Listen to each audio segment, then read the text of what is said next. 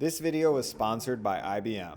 Being a pro home cook is not just about cooking for yourself. It's also about cooking for other people, being able to bring people together through food, being able to show off your skills and entertain. And one of the best ways to do that is throwing dinner parties, which I love. I've been doing it since the moment I really got into cooking. I've been hosting all types of dinner parties, and I even turned it into a profession before I was making videos on YouTube. So I have so many pro tips that I want to share with you, and that's what this video is about.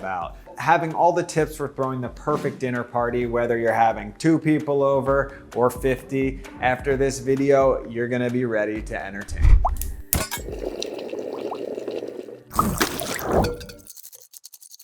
For those of you who follow my Instagram, you probably saw that IBM sent me to LA to host a dinner party for a bunch of foodies, but there was a catch. I had 1 day to shop and cook for the entire dinner party, and I wasn't allowed to use anything with IBM technology in it. If you want to see how I did with that challenge, you can click the link below in the description for the entire video. But I thought in lieu of my dinner party in LA, I would add a little bit of challenge to this dinner party that I'm cooking tomorrow, and I would spin this wheel of IBM technology. So I'm not sure if you know this, but all 4 of these items on this wheel are touched by IBM technology in some way, and they're gonna be altering my dinner party in some way as well. We have phones that contain DRAM chips that were invented by an IBMer. A bunch of car companies use IBM Watson technology in their vehicles' virtual assistants. IBM tech is often involved in point-of-sale transactions, and leafy greens are traced on the blockchain as part of the IBM Food Trust to ensure that they are safe.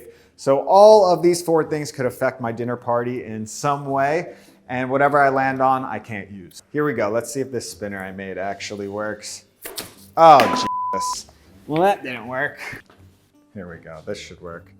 And that's better. Look at that. Yeah. Phones. Tip number 1 is use dinner parties to build relationships. There's no better connector than some good food. That's why I love cooking for people. And I figured this would be a great chance to invite some people over from the building because I can't use my cell phone. I can't use my computer, of course, to contact my friends. So I'm just gonna start knocking on doors and see who wants to come over tomorrow night. I'm gonna cook today, I'm gonna cook tomorrow, and then tomorrow night at 6 p.m., that's when the party's going down. My name is Kyle. I produce music. Got Ryan in today playing on his record. So basically you just invite people over, you produce awesome music in here. We try. Do you think you can make my little dinner party tomorrow at 6? Yeah, man. I'll be there. Awesome, man. Taylor Lutzis, graphic designer, business partner Jess. Hey, Jess. And what kind of graphic design? Editorial, exhibition, signage wayfinding, UI, UX right now. Okay. For an app. And so 6 p.m. tomorrow, Studio 24. Okay. Stop by. My name's Nate. I'm a candle maker. And you're the reason why the hallways smell so good. And you're in for the dinner party tomorrow night? Yeah, I'll be stop there. by. Awesome. Yeah. See you soon. All right, see you. Bye. Hey, I'm Baron. I run a site and YouTube channel called Effortless Gent. I'm guessing the only other YouTuber in this building. It's possible. So what do you do on your site? So basically the gist is that we teach regular guys how to dress well. So we kind of provide information, suggestions for what to buy, etc. on the website and also on the YouTube channel. And this is where you film, over in this little doing section? some product stuff here. Sometimes I sit there and do talking head stuff. This is the basic setup in the studio. And are you coming to the party tomorrow night at 6? I will be there. All right, awesome. Tip number 2 is picking a cuisine for your dinner, which is a great place to start. Think about your dinner party as your own little restaurant. And when people come to a restaurant, they're expecting some specific type of food. So picking a cuisine is really gonna help you organize your menu, organize your thoughts. And it's also gonna help when you're shopping because you'll be able to get specific ingredients and spices and produce that will probably work in multiple dishes, which will ultimately save you money. Now, you know, in this channel, it's pretty eclectic when it comes to the cuisines that I cook. It really comes down to whatever I'm inspired by in the moment. time, and I've cooked all different types of dinner parties, all different types of food. For this dinner party, I'm gonna go with Chinese because that's what I cooked in LA. And the star of the show all centers around this beautiful sesame pancake that I'm gonna stuff with all types of fillings and ingredients. So my guests are gonna be able to build their own little sesame pancake sandwich, which I thought would be a really fun idea. And there'll be a few other side dishes as well, but it all starts with the sesame pancake dough. And I just made a basic dough. The full recipe's down in the description, but it really comes down to what you do with this dough after it rises. So I'm just gonna put that in the fridge overnight and let that proof. And then the next day, once the dough has proofed, I just cut it in half and just roll up 2 balls and then roll those out into round circular shapes. I took out the pan that I'm actually going to fry the bread in, and I coat it in some oil. Then I'm going to sprinkle on a bunch of sesame seeds, and this is what really makes it special. Of course, it's a sesame pancake, and place the dough in the pan and let that proof for about 2 hours until it's nice and fluffy. And then just throw that on the stovetop and put it on a medium heat and just slowly bring that up to heat, and you're gonna start frying the bottom of the bread. You'll see after about 10 minutes, the bread has really puffed up and it's browning on the bottom side. So once you're happy with the brownage on the bottom, coat the top with just a little bit of oil and give it another flip, and then fry it on the other side for about 5 minutes. And then to finish off the pancake, just to make sure it's cooked through, I threw it in an oven at 350 degrees for about 7 to 10 minutes.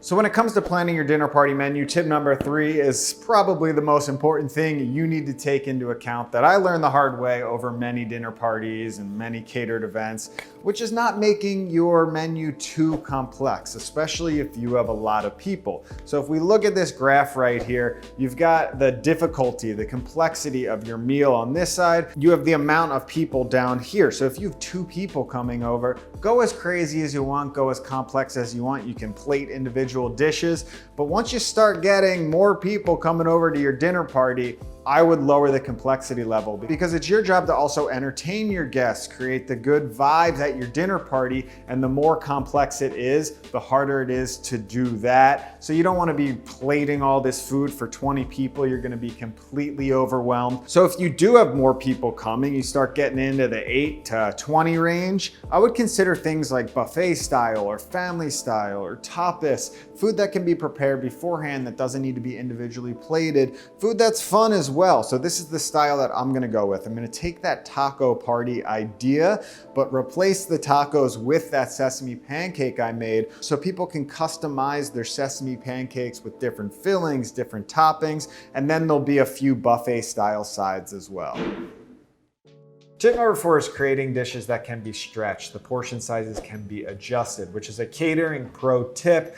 Because when it comes to a dinner party, it's hard to always get the exact amount of people, and I hate having too much food. I hate food waste, throwing away food. So I like creating dishes where if I need to, I can adjust the portion sizes and accommodate more people. So this meal is a great example of that. Rather than having individual pieces of steak already portioned out, which you can't really adjust too well, I'm gonna do a slow cooked short rib to go with the sesame pancake. So I can always add a little bit less if more people show up, or a little bit more if less people show up. For this short rib, I'm gonna start off by making a homemade Chinese 5-spice, or in this case, a 7-spice. So in a pan, I'm gonna add some cumin seeds, some Szechuan peppercorns, some caraway seeds, a few star anise, some allspice, some cinnamon sticks, and 1 cracked nutmeg. Toast that for about 5 minutes on a medium-low heat until all of those spices are smelling great. And then you can just transfer that to a spice blender and grind that up until it turns into a powder.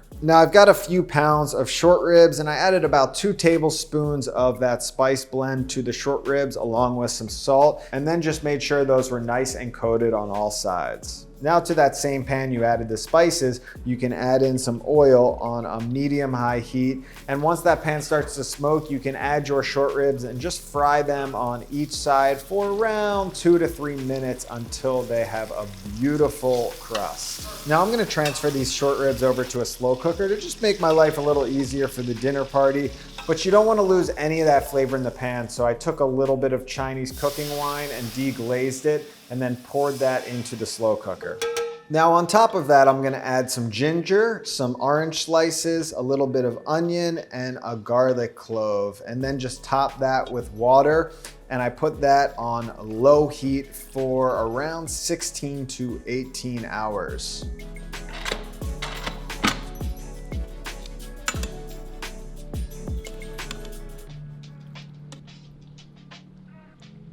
Tip number 5 is making sure that your meal is customizable, making sure you have a ton of different options. It's 2019 and there are so many different allergies and food restrictions. And if you do cover all of your bases, your guests are going to love you, the ones that do fall into one of these categories. So of course my meal, the main component is a sesame pancake and is not gluten-free, but you could totally nix that and just make a big plate of all the fillings and the proteins. But what I really like doing with my meals is making sure that you have one main vegan or vegetarian component, because the chances are pretty high that you're gonna have at least one vegetarian or vegan at your dinner party, and you don't want them to feel left out. You want them to feel fulfilled. So for anyone not eating the short rib, they're not even gonna feel left out, because I've got this barbecued pulled mushroom recipe that is so meaty and so delicious. So I have an assortment of mushrooms here, king oyster being the most important because they will pull apart like a pulled pork. And I'm gonna put them on a tray with a little bit of oil. I cut the big king oyster mushrooms right in half. And then I'm just gonna throw them in an oven and roast them at 400 degrees for 20 minutes. And once the mushrooms are done, you can take a fork and start pulling your king oyster mushrooms into long strands,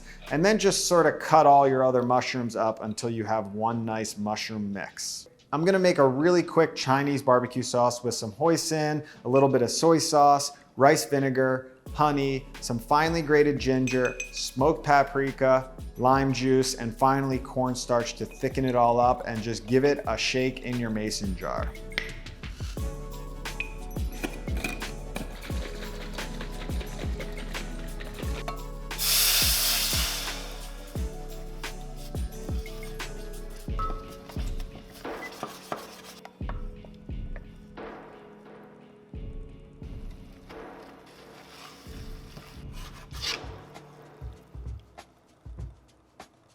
Tip number 6 is prepping as much as you can beforehand. Every caterer, every chef knows this is crucial to pull off a proper dinner. So you saw the short rib, it's hanging out in the slow cooker, that's stress-free right there. But I'm also gonna take care of as many other things as possible so I don't have to freak out right before the dinner party, or if something comes up, or if I wanna make something else, I'll have the space to do it. I wanted to take care of the two main toppings for the sesame pancakes, and the first one is the pickled carrots, and it's really simple to do. You start by peeling off the skin of your carrots, and then just take your peeler and just keep peeling off strands of carrots until you have a big pile of carrot strands. Add all your carrot strands to a jar, and then you're gonna add just plain vinegar about 1/3 of the way up the jar, and then fill the rest of the jar up with water. And then you're gonna pour out all of that water into a pan, add some salt, add some sugar, and just bring that up to about a medium heat until everything dissolves, and then pour that pickling liquid back over your carrots.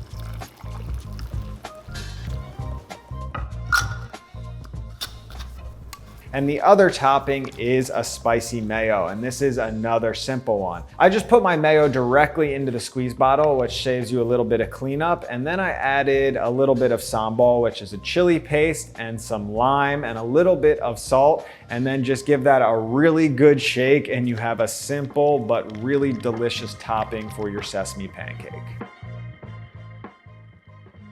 Tip number 7 is creating a well-balanced meal for your dinner party. And I know that might seem obvious, but you'd be surprised. A lot of people get that one wrong, and it leaves your guests a little unsatisfied. So for instance, the star of my dinner party is this sesame pancake, which is a bit heavy. It's got the carbs, it's got the meat, and I wanna balance that out with something nice and light. So I'm gonna make 2 vegetable sides. One is a cucumber salad that can be made beforehand. It's really simple. All you have to do is take some cucumbers, peel off the skin and cut them lengthwise, and then just give them a rough chop so it looks nice and rustic. Then toss them with a little bit of salt and let them sit for 10 minutes so some of that water drains out. And then you're gonna replace that water with flavor. We're gonna add in a little bit of soy sauce, some sesame oil, a little bit of rice vinegar, and some scallions and sesame seeds. And then just toss that in the fridge and let it marinate for a few hours or overnight. And then when your dinner party is ready to go, you can pull it out of the refrigerator and serve it cold. Now, since I have a cold veggie side, I'm gonna balance that out with a hot veggie side. So I'm gonna do some wok fried shishito peppers. And this I'm gonna do right before the dinner party starts. And it's really simple. You get a pan screaming hot, you drizzle in your oil and then throw in your shishito peppers and just let those blister on one side. And then once they've blistered for about 2 minutes on that side, give them a toss and just add in some salt until they start to cook down just a little bit. You still want some crunch, and they are ready to serve. They're simple and your guests are going to love them. Tip number 8 is making sure that you have some type of snack or appetizer right when your guests arrive, because typically you're not going to be serving your main dinner right away, but your guests might still be hungry. So you want something for them to nibble on. So to keep within the theme of my menu, I'm making a sesame candied cashew. So in a pot on medium heat, you combine the cashews, some sugar, some salt, a little bit of honey, and a little bit of water until the sugar has completely dissolved. Just continue stirring everything together and cooking it on that medium heat until the sugars have melted and created a nice simple syrup. And then towards the end, you're gonna wanna stir it a little more frequently until the syrup turns a little dark and a little golden brown and the cashews have started to roast a bit. You're gonna start to see nice color on those cashews. Then you can incorporate your sesame seeds and just dump that off onto some parchment paper or something non-stick and let those cool off until they've hardened and you have a delicious little snack for your guests. Tip number 9 is seeing if any of your friends want to bring over some food. Now, I'm not talking about the main dish, like messing with the menu. I'm talking about maybe an appetizer or a snack, something to take a little bit of pressure off of you as the cook. And my landlord keeps telling me about this baker that I should meet who works in the building next door, not this one. So I'm gonna go over there, knock on her door, and maybe she wants to come to the party and hopefully she'll bring some dessert.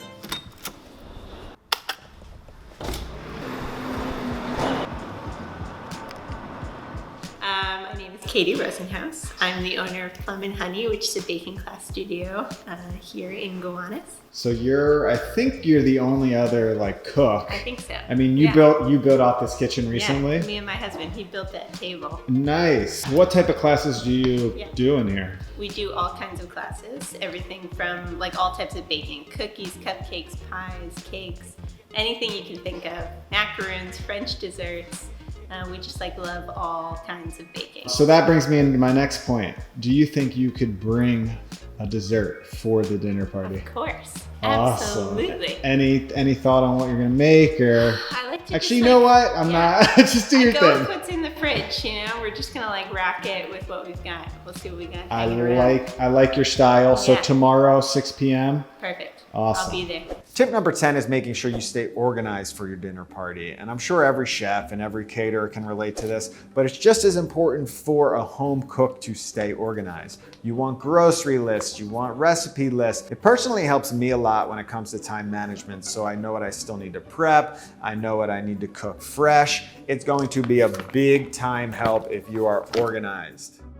Tip number 11 is making sure you set the mood in your place, which is so important because you're basically creating your own restaurant at home. And when you go into a restaurant, you want to feel comfortable, you want to feel good. So for me, the first thing is definitely tidying up, getting the place nice and clean. It is not a good look for your guests if they come over and they're supposed to eat a meal in a pigsty. And then set up your kitchen or your dining area the way you want your event to flow. So if you need to bring in extra chairs or tables, do that beforehand, of course, and then you're gonna want a nice playlist if you like music. Get your playlist situated beforehand, get that all set so you don't have to worry about that when you're actually cooking. You can just pop it on and get in your groove. Tip number 12 is making a specialty drink. So for the most part, I'll have my guests bring over whatever they want to drink since I'm providing the food, but I do like making one specialty drink that pairs really well with the meal. I'm gonna make a really simple flavored water. I'm gonna take a few limes and juice those into a container, squeeze a few oranges in there as well. Then I added the seeds of one pomegranate. Those will marinate nicely. And then a handful of mint, and then I just top that off with ice and filled the container up with half water and half sparkling water to give it a nice little carbonated kick. And I call those beautiful waters because it's just water that looks beautiful. Some people call it spa water. I like beautiful water. Tip number 13 is don't sweat it if your guests arrive a little late. And this is probably just a good reminder for myself because sometimes I get a little antsy, but you know, when you're cooking a dinner party, everything is kind of scheduled out and you want the food to come out at the right time, but your guests don't really care too much about that. They've got their own life, they've got their own schedule, and that's why you want those snacks ready to go. You want those drinks. So when people start to trickle in, you don't have to come in strong with the full-on dinner yet. You've got something to hold people over until most of your guests arrive or all of your guests, then you can hit them with the full dinner. We've got the cashews out for snacking. We've got the beautiful water. We've got the pickled carrots. We've got the spicy mayo, some cilantro, cucumbers, shishito peppers. Here are the sesame pancakes, short rib heating up over here, and then mushrooms. Almost time to eat. Tip number 14 is staying ahead of the dishes and the cleanup during your dinner party. You want to keep things organized because when things build up on you, that's when you lose your flow in the kitchen. So unless you have some helper, which maybe you do, but most likely you're going to be the cook, you're going to be the entertainer, and you're going to be the dishwasher. So you want to just make sure you're keeping up on some of the cleaning, some of the dishes while your dinner party is going on so you can continue rocking it. So what do you want? I want the works. You want the works? Yep. Do you want mushrooms and short rib together? The combo, I would do that. Combos, it's a flavor bomb. Short rib, a little bit of mush. Come around, come around. We've got the spicy mayo. Pickled carrot. Cilantro. Oh man. Boom. There's your sandwich, and then it's self-serve on the cucumbers and the shishitos. There you go, successful dinner party. That was awesome. I've been wanting to get people together for a while, and I think everyone had a great time, which brings me to tip number 15, which is making sure that you, the host, that you have a good time at your own dinner party. Cooking for a bunch of people can definitely be stressful, but you gotta remember why you're doing the dinner party. You're bringing your friends together, your family, whoever it is, and they're gonna be feeding off your energy. And if you're having a good time, that's going to be very contagious for the whole party. So it's so important to enjoy your own dinner party. It doesn't make sense to cook for other people if you're just gonna be stressed out the whole time. So stay cool, enjoy that dinner party, start cooking for people, invite them over. I'm telling you, you will love it. And I think that's it. I'll see you next time. Thanks again to IBM for sponsoring this video, and make sure you click below in the description to see the full video where I was cooking for a bunch of foodies in LA, but I couldn't use anything with IBM technology in it.